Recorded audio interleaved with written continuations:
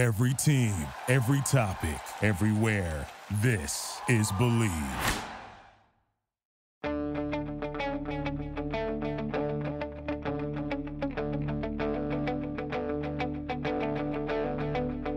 Ich warte seit Wochen auf diesen Tag und tanz vor Freude über den Asphalt. Als wär's ein Rhythmus, als gäb's ein Lied, das mich immer weiter durch die Straßen zieht. Komm dir entgegen. Hello and welcome to Gegenpressing, the Bundesliga podcast. This is the bonus show, although at this time of the year, everything is a bonus show since we are not doing our regular podcasts. I'm Manu Fate, he's Stefan Bienkowski. Stefan, how's it going? Yeah, doing very well. As you said, it's summer, the season's over. This is actually quite a fun part of the year for me because we get to do these kind of silly shows. Well, they're not silly, I guess they're quite serious for certain people, but hopefully they're interested enough. But yeah, I had a lot of fun kind of putting together the stats and the research for this podcast rather. So it's a more relaxed podcast, shall we say? Well, there will be controversy because this is the Team of the Season podcast. I was kind of scared when you told me that you put together stats. I just threw together a team, but I will have some stats. Well, I need stats to explain some of our decisions, so I'll just start with that, really. Okay. So that already sounds like a controversial take coming your way. If you need stats to back it up. Having said that, I have the excellent Transfermarkt Opta site open, so I will hope to pull out some stats for some of my takes. I've also have honorable mentions because I had a tough time getting 11 players together. So it's difficult. It's really difficult. So I apologize to every player that's being left out here. Shall we jump into this? And I think we're going to do this by positions. Obviously starting with the goalkeepers and well, hold on. Before we start, should we discuss what formations we've gone for? Sure, let's do that. What's your formation? Just before we get into like the positions, just so that the listeners and the viewers can figure it out. So I've gone for 4-3-3. Yeah, I've gone 4-3-3. Are you 4-3-3 or are you going something else?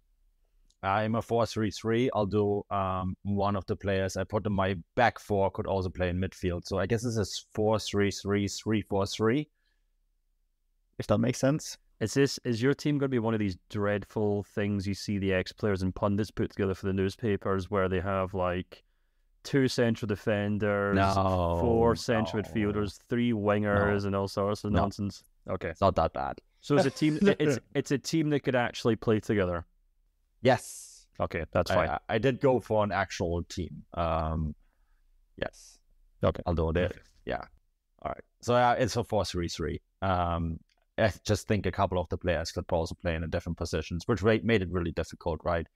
And maybe me also copping out on like putting in one more player than I wanted to. But yeah, let's maybe start with the goalkeeper then. And I suspect we have the same player here. So should I just say I picked Gregor Kobel? I wonder if you got someone else. No, this is probably the very simple, straightforward position to kick things off. Yeah, I think I can speak for both of us when I say I think Kobel's probably head and shoulders above most of the goalkeepers in the division this season. Maybe 1 or 2 honourable mentions, but yeah, by and large, the best shot stopper. Obviously, Manuel Neuer missing much this season at Bayern doesn't help with that. And then, of course, Bayern signing one of the other best goalkeepers in the division and dropping him into a dysfunctional team.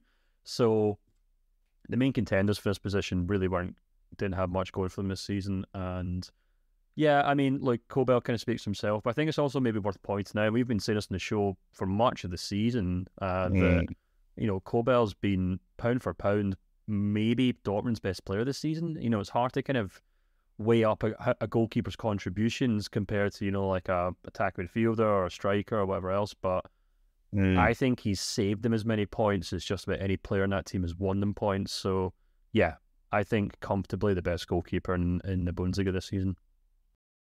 Yeah, I mean, this is probably the least controversial take that we are going to have today. You know, you look at it as his performance, his stats, 11 clean sheets, right? He was the goalkeeper.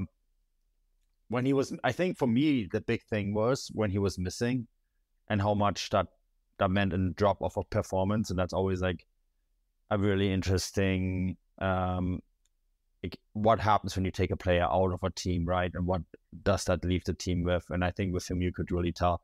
I suspect that Dortmund would have beaten Chelsea with Kobel in goal. You know, that's one big one. And maybe would have won the title if he had been fit the entire year. So, yeah, I think we don't need to dwell on that one for too long, unless there's anything you want to add to Gregor Kobel. No, let's get to the controversial decisions. Thank you for listening to Believe. You can show support to your host by subscribing to the show and giving us a 5-star rating on your preferred platform. Check us out at Believe.com and search for BLEAV on YouTube.